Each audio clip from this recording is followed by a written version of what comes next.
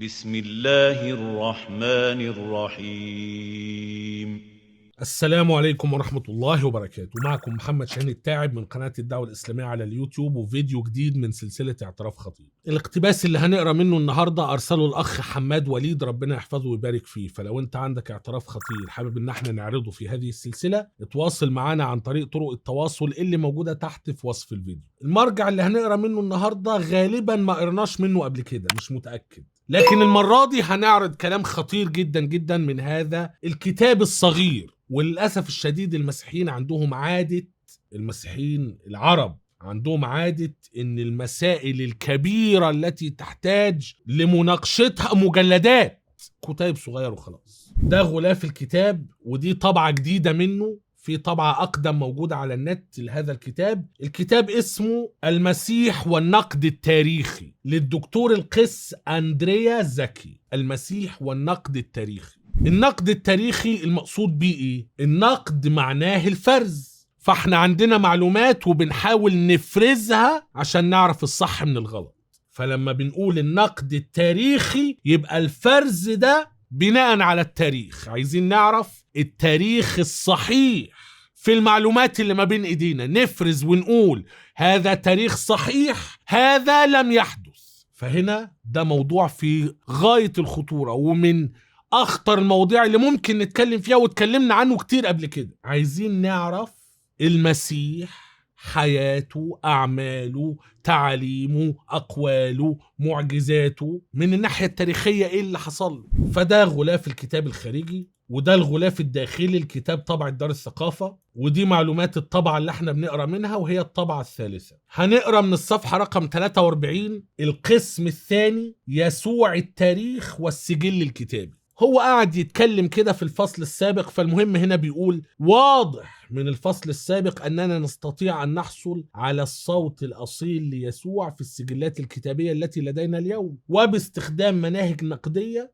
نستطيع التوصل إلى استنتاج حاسم فيما يتعلق بحياة يسوع وخدمته. طيب، هو هنا بيتناقش عن ايه؟ بيتناقش في موضوع ان الكلام عن المسيح مدون في الاناجيل. بنعرف منين حياة المسيح واعماله واقواله ومعجزاته وتعاليمه واحداثه؟ وبنعرفه من الاناجيل. طيب، ما مدى تاريخية المعلومات اللي موجودة في الاناجيل؟ نخضع الاناجيل للنقد التاريخي علشان نقدر نفرز ونشوف اللي مذكور في الاناجيل عن المسيح تاريخيا صح ولا غلط.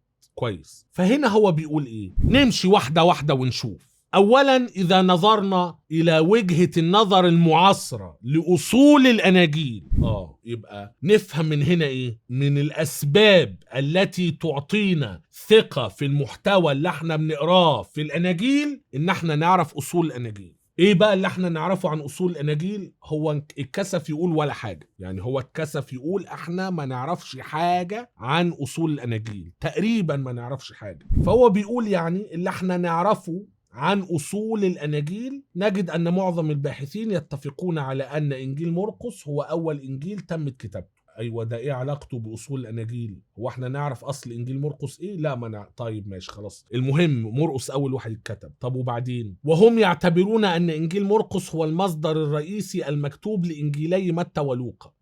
يبقى إحنا بنتكلم عن أصول الأناجيل بالنسبة لمتى ولوقا. متى ولوقا رجعوا لإنجيل مرقس كأصل بيرجعوا إليه، يستقوا منه معلومات. كويس. طب بالنسبة لأصول مرقس نفسها ما نعرفش حاجة. طيب ماشي. أما إنجيل يوحنا فما نعرفش عن أصوله حاجة برضه.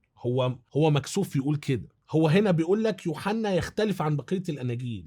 ماشي، هو يختلف عنهم. إيه أصول إنجيل يوحنا؟ كاتب الإنجيل جاب المعلومات اللي ما بين إيديه منين؟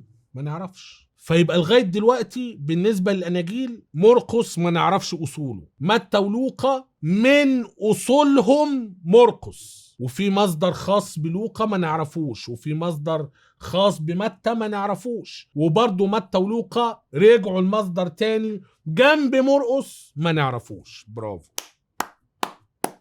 معلومات قيمة جدا. غير بقى كل اللي احنا ما نعرفوش ده عن الأناجيل 4. قال لك والله في واحد اسمه جون درين له كتاب اسمه يسوع والأناجيل الأربعة، واقتبسنا منه قبل كده كذا مرة. قال لك جون درين في كتابه يسوع والأناجيل الأربعة Jesus and the Four Gospels بيحدد 3 مناهج يمكن بها اختبار أصالة الأناجيل. وقال لك رقم 1 منهج التميز، ومنهج التماسك، ومنهج تعدد المصادر. برافو. المناهج دي معلش هتخلينا نعرف ايه. قال لك يرى درين أنه عن طريق هذه الاختبارات يمكننا أن نحدد بصورة أفضل النصوص الأصلية للإنجيل. الكلمة دي خطيرة جدا، وهو بيمررها ويدعو الله إنها تمر.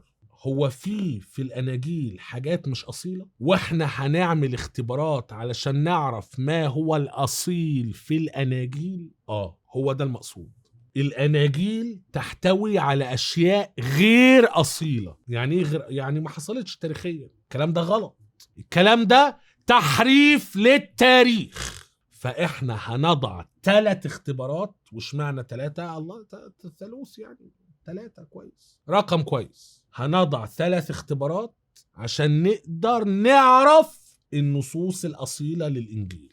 برافو. ويقول درين إن البروفيسور نورمان برين، وهو هنا جون درين Jesus and the Four Gospels ده المرجع اللي هو بينقل عنه. يقول درين إن البروفيسور نورمان برين يدعي من خلال استخدام هذه الاختبارات إيه بقى؟ ده خطير جدا عشان نطمن قلوبنا، أنه يمكن إثبات أن أمثال يسوع عن ملكوت الله وموضوعات الصلاة الربانية يمكن التأكد من أصالتها التاريخية. بس كده، مفيش حاجة تانية. أمثال يسوع عن ملكوت الله وموضوعات الصلاة الربانية، من خلال ال3 اختبارات دول بنقدر نعرف ان ال2 دول ليهم أصالة تاريخية. طب وباقي مواضيع الأناجيل وباقي كلام المسيح اللي موجود في الأناجيل؟ مشكلة النصارى هنا هو طبعا وقطعا ولا شك في دراسات غربية نقدت الأناجيل بشكل قوي جدا وبينت ده ممكن يكون أصيل وده غالبا مش أصيل وكذا وكذا وكذا، وهو حتى هيعطي بعض الأمثلة بعد شوية. بس الفكرة إيه؟ لما نوصل بقى هنخرج من رواق الأكاديميين والدراسات والمقارنات والحبشتكنات الجامدة لغاية ما نوصل للمسيحي المؤمن الغلبان العامي. مش هيعرف حاجة في الآخر، هيبقى بالنسبة له اللي هياكله إن احنا نقدر نثق في الأناجيل من الناحية التاريخية. يا ابني هم النقاد قالوا كده، قالوا كل اللي في الأناجيل مظبوط وزي الفل ومتأكدين من أصالته التاريخية. دول هم بيتكلموا يقينا بمعنى إن في أجزاء من الأناجيل نقدر نتأكد من أصالتها التاريخية. يعني ده معناه إيه؟ يعني في أجزاء في الأناجيل هنتنزل ومش هنقول إنها غلط تاريخيا رغم إن في ده حاصل، بس على الأقل لا يمكننا التأكد من أصالتها التاريخية. وبعدين هنتعامل مع المقاطع دي إزاي؟ المهم هو قاعد يشرح الاختبارات كويس، جه بقى وقال لك الإيمان والتاريخ. حلو، العنوان ده بحبه. قال لك وعند تطبيق هذه المعايير على الأناجيل، أندريا زكي هو اللي بيتكلم، فإنني أعتقد أن النتائج سوف تزودنا بالدليل على أن هناك مادة تاريخية أصيلة في الإنجيل. برافو، صدق ما كنتش أعرف. عند تطبيق هذه المعايير على الأناجيل فإنني أعتقد أن النتائج سوف تزودنا بالدليل على أن هناك مادة تاريخية أصيلة في الإنجيل. يا رب انت بتتكلم جد؟ تصدق يعني اصل هو هنا بيخاطب فئة من الناس نقاد طحنوا الأناجيل نقدا، وصلوا إلى قناعة زي ما قلنا قبل كده اللي هو الرأي اليساري إن مفيش تاريخ خالص في الأناجيل. فهنا هو لا يا جماعة، لا يا جماعة، الموضوع مش اسود قوي كده. نكرر المرة الثالثة، عند تطبيق هذه المعايير على الأناجيل فإنني أعتقد أن النتائج سوف تزودنا بالدليل على أن هناك مادة تاريخية أصيلة في الإنجيل. يا جماعة هناك مادة تاريخية أصيلة. طيب فين بقى هي وكميتها؟ وودينا بقى تفاصيل. لا خليها عين. شوف هنا بقى بيقول إيه بعد ما خلاص الحمد لله عرفنا أن هناك مادة تاريخية أصيلة في الإنجيل، الحمد لله، ونقدر نثبت ده. الحمد لله. دعونا نفحص العلاقة بين الإيمان والتاريخ، فإن إحدى المشاكل الرئيسية في البحث عن يسوع التاريخ هي الادعاء بأن مادة الإنجيل أخذت عن التقليد الشفهي المنقول عن المجتمع الأول. وهنا بيتكلم عن أصول المعلومات اللي مدونة في الأناجيل، فهم بيقولوا أكيد المعلومات دي ليها أصل. برافو والله، أكيد ليها أصل، أكيد ليها أصل. أيوة، إيه أصلها بقى؟ التقليد الشفهي. أيوة، إيه بقى التقليد الشفهي؟ ناس بتتكلم عن المسيح. أصل أنت لو حاولت في مجتمع أكاديمي إنك تتجرأ وتحاول تقول إن كتبة الأناجيل دول شهود عيان، هتاخد على عينك. كلام واضح. لو حاولت في وسط مجتمع أكاديمي إنك تحاول تقول إن كتبة الأناجيل كانوا شهود عيان، هتاخد على عينك.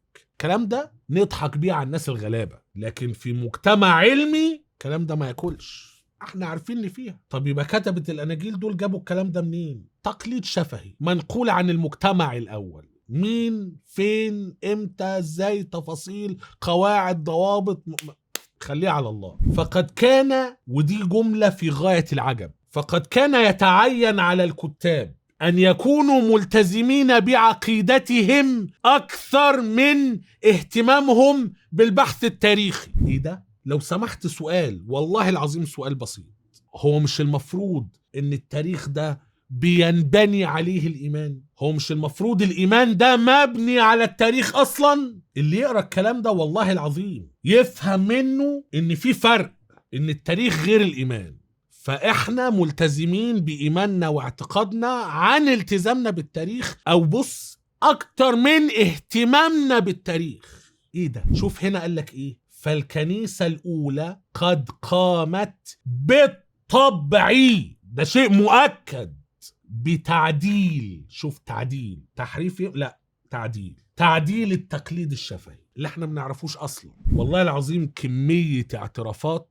أندريا زكي هو اللي بيقول كده. الكنيسة الأولى قد قامت بالطبع بتعديل التقليد الشفهي. شوف بقى ادعاؤه اللي ما فيش عليه أي دليل، وهو هيدي أمثلة وهنشوف. هذه التعديلات لا تضعف الثقة في الحقيقة التاريخية. الكلام ده تقوله لما يبقى عندنا التقليد الشفهي في حالتيه قبل وبعد التعديل، ونقارن فنعرف. لكن اللي انت بتقوله ده، انت بتقوله إيمانا ورجما بالغيب، وليس عندك أي دليل، بل إن الدليل عكسه. هنا بيقول إيه؟ بل هي تصوغ الحقيقة لكي تقابل احتياجات المجتمع، أو تصوغ يعني صياغة، يعني بتصيغ الحقيقة لكي تقابل احتياجات المجتمع. هنشوف. قال لك يمكن تلخيص بعض هذه التعديلات فيما يلي. رقم 1، ده أهم واحد، يميل متى ولوقا إلى تعديل. تمشيش تحريف؟ لا مش تعديل، ما ينفعش تحريف خالص، لا تعديل عبارات مرقس غير الدقيقة عن طب مين اللي بيحكم ان تعبيراته كانت غير دقيقة؟ وايه الدليل ان تعبيراته هو اللي كانت غير دقيقة؟ لا هو كده. انت هتناقشني متى ولوقا عدلوا مش حرفوا. طب يعني مرقس كان غلطان يعني بص اظبط كلامك، لان احنا بنتكلم في موضوع خطير جدا. متى ولوقا عدلوا مش حرفوا. عبارات مرقس غير الدقيقة مش غير الصحيحة. اصحى للكلام عن يسوع، وهما يفعلان ذلك على ما يبدو لصالح ايه بقى؟ تنمية عقيدة الكنيسة في تمجيد شخص يسوع. ما يمشيش غلو في المسيح، لا اظبط الكلام. تنمية عقيدة الكنيسة في تمجيد شخص يسوع. الله، أصل الكلام فن مش عن من الآخر. اديني بقى مثال. قال لك مرقس من ضمن تعبيراته غير الدقيقة عن يسوع اللي متى ولوقا ظبطوها، مرقس قال ايه بقى؟ قال لك يستنتج مرقس من هذا. مرقس هو اللي بيستنتج مش بيحكي اللي حصل. زي ما بقول لك يا عم الكلام فن مش عن. هنا مرقس بيقول عن اللي عمله يسوع: لم يقدر أن يصنع هناك ولا قوة واحدة. انت بتتكلم عن يسوع بتقول لم يقدر، كان عايزه ما قدرش، ولا قوة واحدة. مرقس بيقول كده. متى بقى خلى الموضوع ايه؟ ولم يصنع هناك قوات كثيرة. شوف، من لم يقدر ان يصنع ولا قوة واحدة، متى خلاها ايه؟ لم يصنع هناك قوات كثيرة، لعدم ايمانهم مش لعدم قدرته هو. فرق شاسع. انا بالنسبة لي هذا المثال في التحريف يعني فيه بالفعل غلو شديد وكبير، وانه هو بالفعل وجد في تعبيرات مرقس بالنسبة له انه ما يصحش تقول كده عن المسيح. يعني ايه لم يقدر؟ يعني ايه؟ فقال لك ده كان تنمية عقيدة الكنيسة في تمجيد شخص يسوع. ما انت لما تقرأ عن يسوع انه لم يقدر ان يصنع هناك ولا قوة واحدة، انطباعك عنه هيكون ايه؟ لكن لما تقرأ ولم يصنع هناك قوات كثيرة لعدم ايمانهم، انطباعك هيكون عنه ايه؟ فهنا قال لك ايه؟ يحذف متى حكمة الله، إشارة مرقس إلى حقيقة أنه لم يقدر أو لم يستطع، حيث أن هذا يوحي بمحدودية قوة يسوع، كما يحذف متى أيضا كلمات مرقس عن تعجب يسوع. لكن لماذا فعل متى ذلك؟ إنه كتب عن الطبيعة الإلهية ليسوع، لم يشأ أن يشير إلى أي محدودية ليسوع. هناك أمثلة لمثل هذه التعديلات كما في كذا وكذا. هو بينقل عن جون درين، واحد كلامه ما يمشيش مع عقيدة ألوهية المسيح، فهحرف كلامه عشان يكون أكثر اتساقا وانضباطا مع عقيدة ألوهية المسيح. بس كده، موضوع سهل وبسيط. قال لك برضو يمكن أيضا ملاحظة كيف أن متى ولوقا يميلان إلى تعديل عبارات مرقس القاسية إلى التلاميذ. مش مهم، كان بيهزقهم كتير وكان بيغير يعني. طيب، قدم كتاب الإنجيل المتأخرون كلمات مرقس عن يسوع بشكل أكثر لباقة. نعم، مرقس كان بيتكلم عن يسوع بشكل وحش، ما هو زي لم يقدر. هنا قال لك إيه؟ ففي مرقس يقول بطرس عن يسوع أنت المسيح، بس كده؟ لا، أنت هو المسيح ابن الله الحي. اضبط الكلام، عشان انت لما تقرأ اعتراف بطرس من مرقس هيبقى لك انطباع مختلف عن لما تقرأ اعتراف بطرس في متى. ولما نيجي نستشهد بألوهية المسيح وإن مين يا ولاد اعترف بألوهية المسيح، نقوم جايبين اعتراف بطرس من أنهي إنجيل؟ من متى، عشان نوصل للناس انطباع معين. فهنا في الآخر بيقول إيه؟ من هذه الأمثلة نستطيع أن نستنتج أن الأناجيل تحتوي على معلومات تاريخية معينة عن يسوع. برافو. هذه المعلومات كانت تصاغ طبقا للمواقف اللاهوتية لكتاب الأناجيل. برافو. لكن فكر يسوع الأساسي كان هناك. والله لو أنت قصدك بالكلام ده إن فكر يسوع الأساسي هو اللي كان في مرقس ومتى حرفه، يبقى أنت كلامك صح. بالله على أي عاقل، ناس بتحرف التاريخ من أجل الإيمان، وبتحرف التعليقات على يسوع وعبارات ضد ألوهية المسيح علشان يظبطها ويخليها في سياق تمجيد المسيح وكذا. نثق في الأناجيل دي إزاي؟ أناجيل ما نعرفش أصولها، ما نعرفش مين اللي كتبها، والكتبة ما شاء الله عمالين يلعبوا في الكلام علشان يكون موافق لإيمانهم بغض النظر عن الحقيقة التاريخية. وفي الآخر انت جاي بتطمن قلوبنا وبتقول لنا والله الأناجيل تحتوي على معلومات تاريخية. برافو، كتر خيرك والله. لو حاز هذا الفيديو على إعجابك فلا تنسى أن تضغط على زر إعجابني، ولا تنسى أن تقوم بمشاركة الفيديو مع أصدقائك المهتمين بهذا الموضوع. ولو كنت قادرا على دعم ورعاية محتوى القناة، لو أنت شايف أن هذا المحتوى يستحق الدعم والرعاية، فقم بزيارة صفحتنا على باتريون أو بايبال، أو حتى قم بالانتساب للقناة. ستجد اللينكات كلها تحت في وصف الفيديو. إلى أن نلتقي في فيديو آخر قريبا جدا بإذن الله عز وجل. لا تنسوني من صالح دعائكم، والسلام عليكم ورحمة الله وبركاته.